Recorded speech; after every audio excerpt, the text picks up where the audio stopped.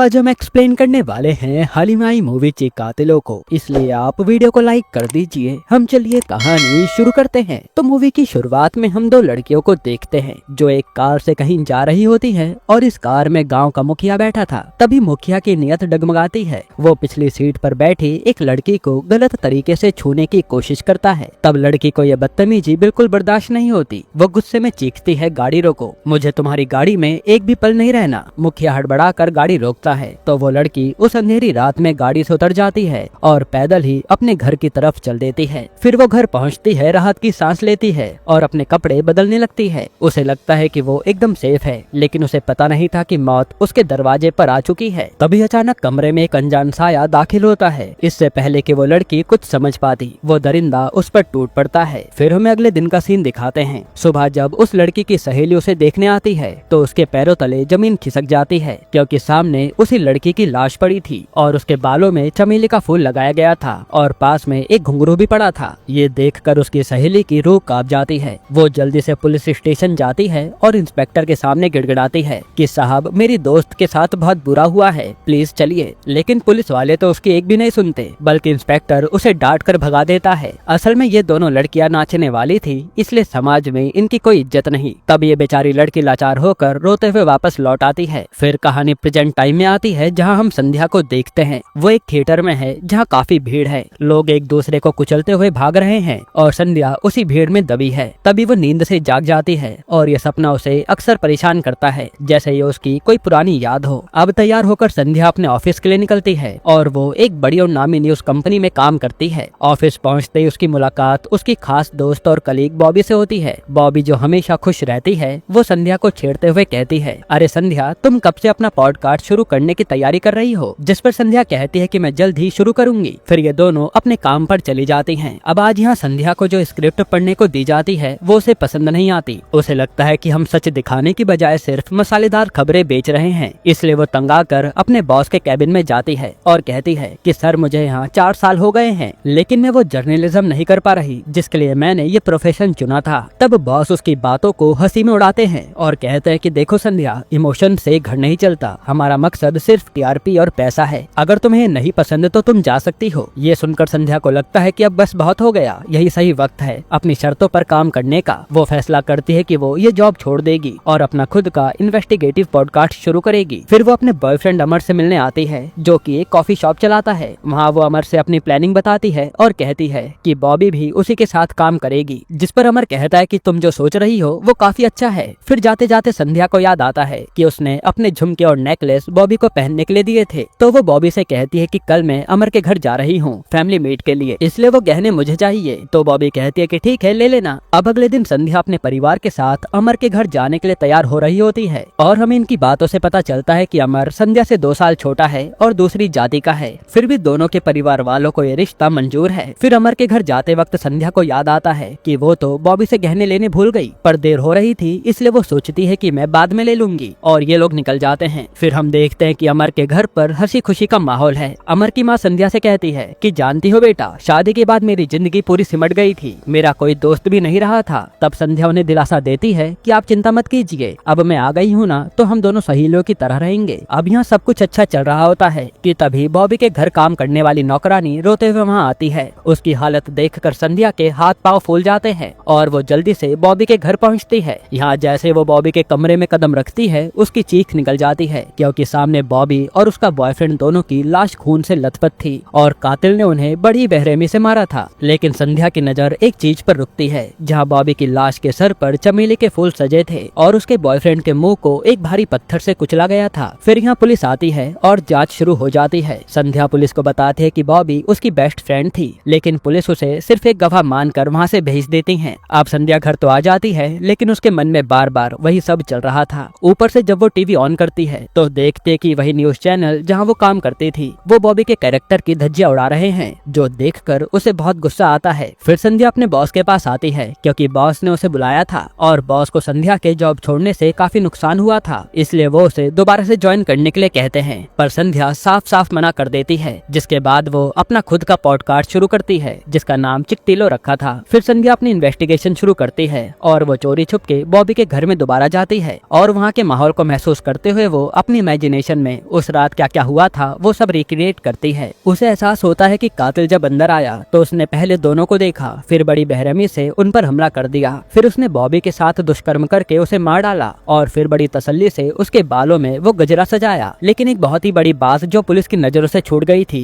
उसे संध्या पकड़ लेती है। असल में संध्या ने बॉबी के साथ जो लास्ट फोटो ली थी उसमें बॉबी ने एक गोल्ड चैन पहनी हुई थी, पर वो चैन क्राइम सीन पर थी ही नहीं, तो जरूर खूनी उस चैन को चुरा ले गया होगा। और पुलिस को इन्वेस्टिगेशन के टाइम पर बिल्डिंग के पीछे एक कीचड़ वाला फुटमार्क मिला था, तो 2 क्लू अब पुलिस के पास थे। और जब संध्या बॉबी के मर्डर वाले दिन उसके घर गई थी तब वॉचमैन को कीचड़ वाले पैर उसने धोते हुए देख लिया था, इसलिए अब संध्या का सारा शक उसी वॉचमैन पर था। जिसके बाद संध्या अपने पहले पॉडकास्ट में यही सारी बात दुनिया के सामने रखती है और ये न्यूज काफी ट्रेंड में थी, तो ये पॉडकास्ट भी वायरल होने लगता है और पुलिस पर भी दबाव आ जाता है। तब पुलिस जांच शुरू करती है और उन्हें पता चलता है कि 2 दिन पहले तक वहाँ का जो सिक्योरिटी गार्ड काम करता था वो इस समय गायब है। तब पुलिस उसे ट्रैक करती है और पकड़ लेती है। मजे की बात ये थी कि उसके पास से बॉबी का वो नेकलेस मिल जाता है। फिर पुलिस तुरंत प्रेस कॉन्फ्रेंस करके उसे कातिल बता देती है कि उसी ने वो खून किया और फिर गहने लेकर फरार हो गया, जिससे ये केस ऐसे ही सॉल्व हो जाता है। संध्या भी अब शांत हो गई थी, तभी उसे उस गिरफ्तार किए गए सिक्योरिटी गार्ड की पत्नी मिलती है और वो रोते हुए संध्या से कहती है कि मेरे पति चोर हो सकते हैं और उन्होंने शायद लालच में आकर वो हार उठा लिया होगा, लेकिन वो कातिल नहीं है। आपने बिना किसी पक्के सबूत के मेरे पति को फंसा दिया।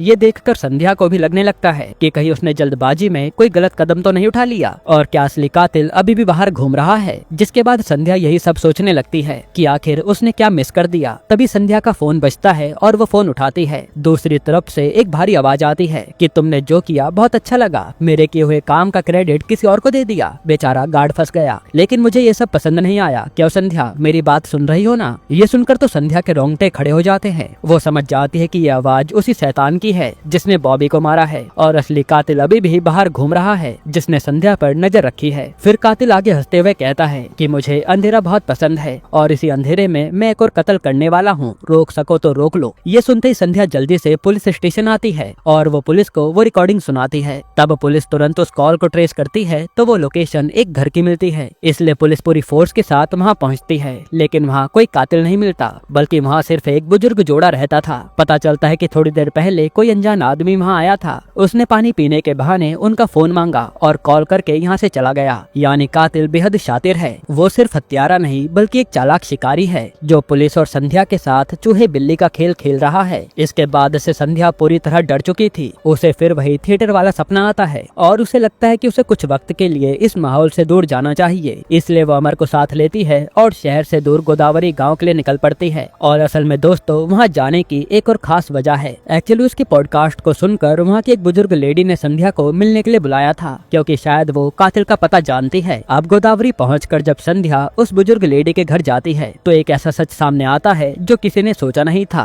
वो लेडी बताते है कि सालों पहले जब वो जवान थी उसके साथ भी बिल्कुल ऐसा ही हुआ था। यहाँ से सीन फ्लैशबैक में जाता है और हम देखते हैं कि लेडी अपने घर में अकेली थी। तब वही आदमी घर में आया और उसने उस लेडी को दबोच कर उसके साथ दुष्कर्म करने की कोशिश की। फिर जब वो उसे मारने वाला था तो वो अपनी जेब से चमेली के फूल को निकालकर उसके बालों में लगाने लगा कि तभी पालने में सो रहा उसका छोटा बच्चा जोर जोर से रोने लगा। तब बच्चे की आवाज सुनकर कातिल डर गया कि कोई आना जाए और वो लेडी को अधमरा छोड़कर भाग गया। अब लेडी रोते हुए बताती है कि उस दिन अगर मेरा बच्चा नहीं रोता तो मैं जिंदा नहीं होती, लेकिन समाज ने मुझे ही दोषी माना। मेरे पति ने मुझ पर यकीन नहीं किया और मुझे घर से निकाल दिया। तब से मैं ये बोझ लेकर जी रही हूँ। ये सब सुनकर संध्या को अब पूरा पैटर्न समझ आने लगता है कि ये सिर्फ कोई मर्डर नहीं बल्कि ये एक सीरियल किलर है जो 90 के दशक से लेकर अब तक लगातार किलिंग्स किए जा रहा है। और कातिल का एक फिक्स पैटर्न है, पहले वो दुष्कर्म करता है, फिर मर्डर करके चमेली का फूल लगाता है और वो पकड़ा ना जाए इसलिए प्रोटेक्शन भी यूज करता है। फिर संध्या कुछ दिन इसी डिस्ट्रिक्ट में रहकर बाकी उन लेडीज तक पहुंचने का ट्राई करती है जिनके साथ पिछले 20 साल में ऐसी ऐसी घटनाएं हुई हैं। और यहाँ संध्या का बॉस लोकल पुलिस की हेल्प लेकर संध्या की मदद भी करता है और उसे कुछ पुराने केसेस की फाइल दिला देता है। जिसके बाद संध्या ललिता से मिलकर उसकी कहानी सुनने जाती है, पर ललिता बात ही नहीं करती। फिर ललिता के मामा संध्या के पास आकर उसे पूरी घटना बताते हैं और कहते हैं कि ललिता कभी पुलिस के पास नहीं गई क्योंकि उस समय ललिता को चुप रहना ही सही लगा, वरना ललिता की भी काफी बदनामी होती। जिसके बाद संध्या अपने रूम में आकर अपने पास्ट को याद करने लगती है और बचपन में संध्या अपने फादर के साथ पहली बार थिएटर में मूवी देखने गई थी और एकदम से वहाँ भीड़ उमड़ आई। भीड़ इतनी ज्यादा थी कि कुछ लोगों ने संध्या को कहीं कहीं छूना शुरू कर दिया। इसी कारण संध्या ट्रॉमा में आ गई थी। तब संध्या की माँ ने उसे चुप करा दिया, वरना संध्या की काफी बेइज्जती होती। उसी दिन से संध्या के मन में उसी भीड़ का ट्रॉमा आज तक है जिसके उसे सपने आते हैं। और यहाँ संध्या को भी समझ आ जाता है कि शायद ललिता भी इसी कारण से अपने साथ हुई दरिंदगी के बारे में किसी को नहीं बता रही ताकि उसकी बदनामी ना हो। इसके बाद संध्या गोदावरी की सारी स्टोरीज को अपने पॉडकास्ट पर शेयर करती है। साथ ही वो ललिता की स्टोरी भी बताती है कि 20 साल पहले ललिता अपने पति के साथ खुश थी और उस खूनी ने आकर ललिता के सामने उसके पति को मार डाला, फिर उसके गले में घंटी बांधी और ललिता को गजरा लगाकर उसके साथ दुष्कर्म किया। साथ ही संध्या कहते कि अब आप सब चौकन्ने हो जाइए क्योंकि वही खूनी वापस आ गया है और उसी ने बॉबी को मारा है। जिसके बाद ये ट्रेंड तेजी से वायरल हो जाता है। इसी कारण पुलिस पर भी प्रेशर बनने लगा था। वहीं इस पॉडकास्ट के बाद वॉचमैन को छोड़ दिया जाता है। फिर आज डीआईजी मीडिया में आकर बोलता है कि बॉबी केस और उन 20 साल पुराने केसेस में कोई कनेक्शन नहीं है। संध्या बस फेमस होने के लिए इस तरह की कहानी बता रही है। ये सब सुनकर तो संध्या को लगता है कि अब उसे विक्टिम्स को सामने लाना ही होगा, तभी पुलिस पर उस सीरियल किलर को पकड़ने का दबाव बनेगा। इसलिए संध्या ललिता और वाणी को इस प्रेस कॉन्फ्रेंस में आने के लिए कहती है। जिसके बाद संध्या इस प्रेस कॉन्फ्रेंस को अरेंज करवाती है, पर ललिता और वाणी में से कोई भी नहीं आता क्योंकि उन्हें मीडिया के सामने आने से डर लग रहा था। पर तभी प्रेस कॉन्फ्रेंस में लाची और रानी आ जाते हैं। ये वही लड़कियां हैं जिसे हमने मूवी की स्टार्टिंग में देखा था और हमें पता चलता है कि तब किलर को लगा था कि लाची मर गई होगी। पर जब रानी लाची के घर आई तो लाची को सांसें आ रही थी। उस समय लाची का शक पॉलिटिशियन चीना पर था, पर इंस्पेक्टर राज ने चीना से ज्यादा पैसे दिलाने का वादा करके लाची का मुंह बंद करवा दिया था और राज ने इनकी कंप्लेन भी नहीं लिखी थी। जिसके बाद लाची और रानी ने अपनी जान का खतरा सोचकर उस गाँव को छोड़ दिया था। अब ये सारी बातें बाहर आने के बाद डीआईजी राज को सस्पेंड कर दिया जाता है। तभी संध्या को वही खूनी एक लोकेशन सेंड करता है। उस लोकेशन पर खूनी ने एक और कपल को जान से मारा हुआ था, जहां लड़के के गले में वही घंटी और लड़की के बालों में गजरा था। वही डीआईजी के सस्पेंड होने के बाद इस केस को आनंदिता नाम के ऑफिसर को दे दिया जाता है और आनंदिता क्राइम स्पॉट की जांच करती है। फिर पूरे केस की डिटेल चेक करने के बाद भी पुलिस के हाथ कुछ नहीं लगता, इसलिए आनंदिता संध्या से हाथ मिला लेती है और वो दोनों मिलकर पुराने रिकॉर्ड्स खंगालते हैं। यहाँ संध्या भी अपना दिमाग लगाती है और कहती है कि प्रोटेक्शन यूज करने वाला कोई पढ़ा लिखा खूनी होगा और हो सकता है कि वो कोई अफसर हो जिसका अलग अलग शहरों में ट्रांसफर होता रहा होगा। तभी किस्मत उनका साथ देती है और हाल ही में एक विक्टिम की पोस्टमार्टम रिपोर्ट में एक नया खुलासा होता है। डॉक्टर बताता है कि मरने वाली लड़की के गले के अंदर बहुत गहराई में कातिल का एक बाल फंसा हुआ मिला है, यानी अब पुलिस के पास कातिल का डीएनए है। फिर यहाँ इन लोगों का शक गाँव के मुखिया के बेटे चिनवर पर जाता है क्योंकि उसका पिछला रिकॉर्ड बहुत खराब था। तब पुलिस और संध्या एक प्लान बनाते हैं। वो चिनवर के घर जाते हैं और बहाने से उसका टूथब्रश चुरा लेते हैं ताकि उसका डीएनए सैंपल ले सकें। फिर लैब में टेस्ट होता है, लेकिन जब रिपोर्ट आती है तो डीएनए मैच नहीं होता और इन्वेस्टिगेशन फिर से वहीं आकर खड़ी हो जाती है जहां से शुरू हुई थी कि आखिर वो कातिल है कौन। अब ये सब होने के बाद पुलिस और संध्या हताश हो जाते हैं, लेकिन कातिल को इस खेल में मजा आ रहा था। वो पुलिस स्टेशन में एक पार्सल भेजता है। जब पार्सल खोला जाता है तो उसमें एक घुंघरू होता है और साथ में एक चिट्ठी भी। चिट्ठी में लिखा था कि तुम लोग मुझे कायर समझते हो, मैं तुम्हारे बीच ही हूँ, तुम्हारे साथ सांसें ले रहा हूँ और मैंने कहा था ना कि एक और हत्या होगी। तभी हम देखते हैं कि शहर के दूसरे कोने में एक और लड़की की लाश मिलती है, बिल्कुल उसी पैटर्न में। ये सब देखकर पुलिस के भी होश उड़ जाते हैं। जिसके बाद यहाँ संध्या और अमर की शादी की तैयारी भी शुरू हो जाती है और संध्या अपनी शादी की तैयारी में बिजी हो गई थी। हालांकि संध्या अभी भी इसी केस को लेकर परेशान थी। फिर संध्या के घर पर आज वो किलर एक बोतल फोड़ता है। तब संध्या डरने की बजाय उसी किलर को फॉलो करती है और वो जाकर उस किलर को पीटती है और उसे पकड़ लेती है। तब पता चलता है कि अटैक करने वाला कोई किलर नहीं बल्कि वाणी का लड़का है। वही वाणी जो उस किलर की विक्टिम थी और जिसने संध्या को गोदावरी बुलाकर सच बताया था। असल में जब से संध्या ने गोदावरी केसेस के बारे में बोलना शुरू किया है तब से उन विक्टिम्स की लाइफ पूरी तरह से लोगों ने नरक बना दी है और उस लड़के को भी नाजायज बच्चा बुलाया जा रहा है। लड़का कहता है कि संध्या की फ्रेंड बॉबी तो लकी थी जो उसे उसी दिन मार दिया गया, पर मेरी माँ तब बच गई थी और अब लोग उसे डेली तानों से मार रहे हैं। ये सब सुनकर तो संध्या टूट जाती है और इस केस पर आगे काम करना बिल्कुल बंद कर देती है। संध्या को भी लगने लगा था कि उसे चुप रहना चाहिए था। उधर आनंदिता अब संध्या की एडवाइस को फॉलो करते हुए 20 साल पुराने सभी डिपार्टमेंट के एम्प्लॉयज का डाटा मंगा लेती है ताकि ये पता चल सके कि कब किसका ट्रांसफर कहाँ हुआ था। अब यहाँ उसने उन हजारों लोगों के डाटा में से सीरियल किलर को ढूंढना शुरू कर दिया है। इधर संध्या और अमर की भी शादी हो गई है और आज ये दोनों अपने दोस्तों के साथ पार्टी कर रहे थे। तभी अमर को पता चलता है कि इसकी माँ की सीढ़ियों से गिरने की वजह से मौत हो गई है। जिसके बाद अमर और उसके पापा राव का रो रो कर बुरा हाल हो जाता है। पर संध्या को इसमें भी शक हो रहा था कि कहीं इसमें भी सीरियल किलर का हाथ तो नहीं है, इसलिए संध्या माँ का पोस्टमार्टम कराने को बोलती है। पर अमर तो संध्या को ही डांट देता है कि तुम पागल हो गई हो। जिसके बाद ये लोग माँ का अंतिम संस्कार कर देते हैं। उधर इंस्पेक्टर को एक और पुलिस स्टेशन से कॉल आता है और वहाँ भी कुछ साल पहले सेम ऐसे पैटर्न में दुष्कर्म करके मर्डर हो रहे थे जिसमें गजरा और घुंघरू का यूज किया गया था। इसलिए ये इंस्पेक्टर इस केस की फाइल को भी वहाँ भेज देता है। अब यहाँ संध्या उदास बैठी थी, तभी उसे अपनी सास की कही बात याद आती है। एक दिन बातों बातों में उसकी सास ने उसे एक पुरानी गुड़िया दिखाई थी और कहा था, संध्या जब मेरा कोई नहीं था तो यही गुड़िया मेरी सहेली थी। तब संध्या को अजीब सी बेचैनी होती है और वो उस गुड़िया को ढूंढने लगती है। फिर संध्या उस गुड़िया को उठाती है जो उसे भारी लग रही थी और वो जब उसे खोलकर देखती है तो उसके पैरों तले जमीन खिसक जाती है। असल में गुड़िया के अंदर कुछ गहने छुपे थे और ये कोई साधारण गहने नहीं थे, ये वही सोने का हार और झुमके थे जो बॉबी के घर से गायब हुए थे, जिन्हें संध्या ने बॉबी को दिया था। ये देखकर तो संध्या हैरान थी। इसका मतलब है कि कातिल कोई बाहरी नहीं बल्कि संध्या के घर का ही कोई इंसान है और वो कोई और नहीं बल्कि उसका ससुर राव था। और शायद सास को शक हो गया था या उन्होंने कुछ देख लिया था, इसलिए उन्होंने वो गहने सबूत के तौर पर इसी गुड़िया में छुपा दिए थे। जिसके बाद राव ने अपनी बीवी को धक्का देकर मार दिया। उसी वक्त संध्या के फोन पर घंटी बजती है और त्रिची से एक पुलिस ऑफिसर का कॉल आता है। वो बताते हैं कि मैडम हमने पुराने रिकॉर्ड चेक कर लिए।